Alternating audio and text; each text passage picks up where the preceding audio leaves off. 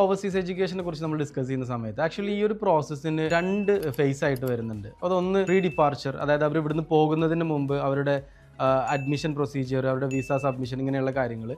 രണ്ടാമത്തെ ഒരു ഫേസ് ഉണ്ട്, അതായത് പോസ്റ്റ് അറൈവൽ എന്ന് പറയുന്നത്. അവരൊരു ഡെസ്റ്റിനേഷനിൽ എത്തിക്കഴിഞ്ഞിട്ട് നമ്മൾ അഡ്രസ്സ് ചെയ്യേണ്ടി വരുന്ന ഒരുപാട് കൺസേൺസും ഒരുപാട് സിറ്റുവേഷൻസും ഉണ്ട്.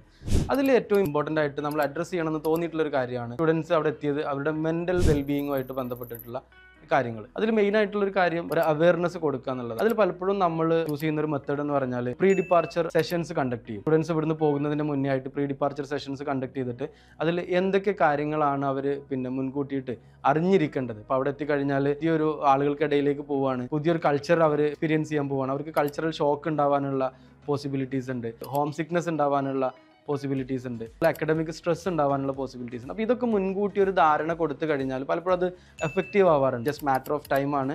എനിക്ക് അടുത്തൊരു സമയമാകുമ്പോൾ, അടുത്തൊരു മൊമെൻറ്റം ക്രിയേറ്റ് ആവുന്നതോടുകൂടി എനിക്ക് എന്ത് ചെയ്യാൻ പറ്റും, ഇത് ഓവർകം ചെയ്യാൻ പറ്റും എന്നുള്ളൊരു കോൺഫിഡൻസ് നമുക്ക് ഈ പ്രീ ഡിപ്പാർച്ചർ സെഷനിലൂടെ നമുക്ക് കൊടുക്കാൻ പറ്റുന്നുണ്ട്. രണ്ടാമത്തെ ഒരു കാര്യം എന്ന് പറഞ്ഞു കഴിഞ്ഞാൽ ഒരു കമ്മ്യൂണിറ്റി ബീയിങ് ആക്കിയിട്ട് അവരെ മാറ്റാൻ വേണ്ടി നമുക്ക് സജഷൻസ് കൊടുക്കുക എന്നുള്ളതാണ്. കാര്യം ഇപ്പോൾ ഏത് കൺട്രിയിൽ പോയി കഴിഞ്ഞാലും അവിടെ മലയാളി അസോസിയേഷൻസ് ഉണ്ടാവും, കൺട്രീസിൻ്റെ അസോസിയേഷൻസ് ഉണ്ടാവും. അപ്പോൾ അതുമായിട്ടൊക്കെ കൂടുതൽ കണക്ട് ചെയ്ത് കൊടുക്കുക, കൂടുതൽ എക്സ്ട്രാ കരിക്കുലർ ആക്ടിവിറ്റീസിലേക്ക് അവരെ നമുക്ക് എങ്ങനെ പാർട്ടിസിപ്പേറ്റ് ചെയ്യുക എന്നുള്ളതിൻ്റെ ഓറിയൻറ്റേഷൻ കൊടുക്കാൻ പറ്റും. പിന്നെ മെയിനായിട്ട് എല്ലാ യൂണിവേഴ്സിറ്റികളിലും ഇത്തരത്തിൽ മെൻ്റൽ ഹെൽത്ത് എൻഹാൻസ് ചെയ്യുന്നതുമായിട്ട് ബന്ധപ്പെട്ടുള്ള ഡിപ്പാർട്ട്മെൻറ്റുകളും അതിനുള്ള റിസോഴ്സസ് ഉണ്ടാവും. അപ്പോൾ അത് സ്റ്റുഡൻസിന് നമ്മൾ കണക്ട് ചെയ്ത് കൊടുക്കാവുന്ന ഒരു കാര്യമാണ്. ഇത്തരത്തിൽ മെൻ്റൽ ഹെൽത്ത് ഇഷ്യൂസിലേക്ക് പോകുന്ന കുട്ടികളാണെങ്കിൽ അവർ നമുക്ക് പ്രൊഫഷണലി ഉള്ള തെറാപ്പിസ്റ്റിനെ കണക്ട് ചെയ്ത് കൊടുക്കാൻ പറ്റും. അതുപോലെ തന്നെ സർവീസ് എന്നുള്ള രീതിയിൽ നമുക്ക് കൊടുക്കാൻ പറ്റുന്ന ഒരു കാര്യം അവരുടെ ഒരു കരിയർ ഓറിയൻറ്റഡ് ആയിട്ടുള്ള ഒരു ഓറിയൻറ്റേഷൻ നമുക്ക് പ്രൊവൈഡ് ചെയ്യുക, അതിൻ്റെ വർക്ക്ഷോപ്പുകൾ കണ്ടക്ട് ചെയ്യുക. അതുപോലെ തന്നെ അവരുടെ മെൻ്റൽ ഹെൽത്തിൽ ഒരു പ്രധാനപ്പെട്ട ഫാക്ടർ എന്ന് പറയുന്നത് അവർക്ക് അവിടെയുള്ള ഫൈനാൻഷ്യൽ നീഡ്സ് പലപ്പോഴും മാനേജ് ചെയ്യാൻ പറ്റാതിരിക്കുമ്പോഴാണ്. അപ്പോൾ എങ്ങനെ പ്രോപ്പറായിട്ടൊരു